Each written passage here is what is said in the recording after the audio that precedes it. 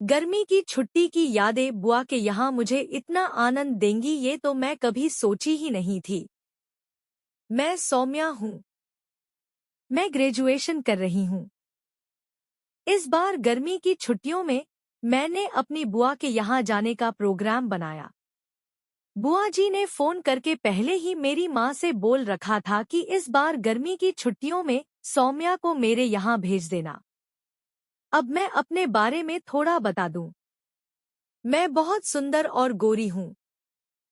मेरी सुंदरता का तारीफ चारों तरफ होती रहती है।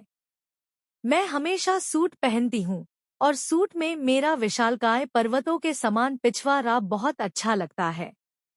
जब छुट्टियां हुई तो फूफा जी आए और मैं उनके साथ बुआ के यहाँ चल पड़ी। मेरी बुआ के यहाँ उनका एक लड़का भी है जिसका नाम सौरभ है। वो भी ग्रेजुएशन कर रहा है। जब मैं वहाँ बुआ के यहाँ पहुंची तो मुझे देखकर बुआ बहुत खुश हुई। उस समय सौरभ कहीं गया हुआ था। मैंने उसे 2-3 साल से देखा भी नहीं था। कुछ देर बाद वो वापस आया तो मैं उसे देखती ही रह गई। उसे देखकर लग ही नहीं रहा था कि ये वही सौरभ है। अब तो वो एकदम स्मार्ट हो चुका था। वो भी मुझे देखता ही रह गया। मुझे ऐसा लगा उसकी भी नज़र मेरी खूबसूरती पर ही थी। मुझे बुआ के यहाँ बहुत अच्छा लग रहा था। उस समय गर्मियों के दिन थे तो बुआ के यहाँ खेती किसानी का काम होने के कारण फूफा जी खेतों पर गए हुए थे। घर पर मैं बुआ और सौरभ ही थे। बुआ ने खाना बनाया और हम लोगों ने खाना खाया। उसके बाद मैं और सौरभ बैठकर बातें करने लगे। बुआ ने कहा सौरभ ले जाओ सौम्या को आम के बाग घुमा लाओ। उसके बाद मैं और सौरभ आम का बाग घूमने चले गए। वहां पर एक छोटा कमरा भी था जिसमें ट्यूबवेल लगी थी। सौरभ ने मुझे ढेर सारे आम खाने के लिए दिए। वो मुझसे बोला मैं तुम इतने सारे आम दे रहा हूँ, बदले में मुझे भी तो कोई चीज मिलनी चाहिए ना। मैंने कहा लेकिन मेरे पास तो इस समय कुछ भी नहीं है। वो मुस्कराया और बोला कोई बात नहीं, मुझे जब चाहिए होगा तब मैं बता दूंगा। मैं समझ गई वो किस चीज की बात कर रहा है, लेकिन मैं मुस्करा दी और कुछ नहीं बोली। उसके बाद हम लोग घर वापस आ गए। तब तक दोपहर हो चुकी थी। बुआ ने हम लोगों के लिए बढ़िया सा नाश्ता बनाया था। हम दोनों ने नाश्ता किया। फिर बुआ सौरभ से बोली कि जाओ खेत पर खाना पहुंचा आओ, दोपहर हो रही है। सौरभ जाने लगा तो मैं बोली बुआ मैं भी खेत पर घूमने जाना चाहती हूँ। तो बुआ बोली कि ठीक है जाओ तुम भी घूम आओ। उसके बाद मैं और सौरभ खाना लेकर चल पड़े।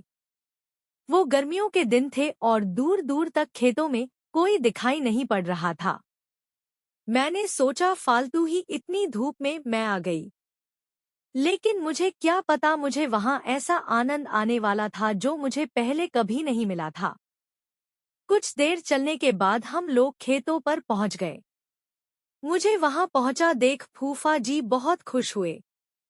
वो बोले इतनी धूप में सौम्या तुम भी आ गई। मैं मुस्कराकर बोली हाँ फूफा जी। वो बोले ठीक है कोई बात नहीं, लेकिन धूप बहुत है, तुम ट्यूबवेल के कमरे में आराम करो। वहां पर एक तख्त रखा है। मैं बोली ठीक है फूफा जी, और मैं आराम करने लगी। फिर फूफा जी ने खाना खाया और हम लोगों ने ढेर सारी बातें की। फिर फूफा जी किसी काम से बगल के गांव में चले गए।